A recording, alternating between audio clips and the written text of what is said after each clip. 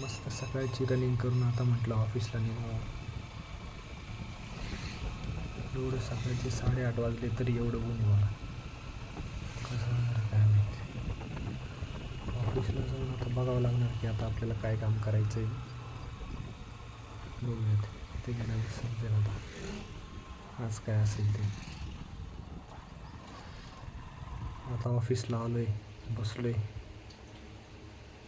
म्हटलं आता काय काम करायचं. त्याआधी थोडी थंड हवा खाऊन घेऊ म्हटलं, मग बघू. तेवढ्यात कळालं की अरे आपल्याला साईट विजिट करायची होती. मग साईटवर आलो.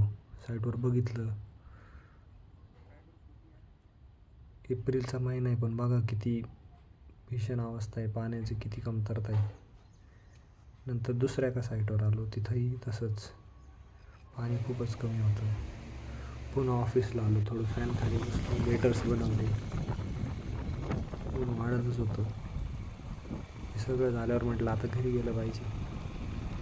संध्याकाळ होत चालली होती, घरी जायचं होतं. घरी जाऊन आवरून पुन्हा एका कार्यक्रमाला जायचं आहे मला. तो कार्यक्रम कोणता आहे काय आहे त्यामुळे जाऊन झाली तिकडं.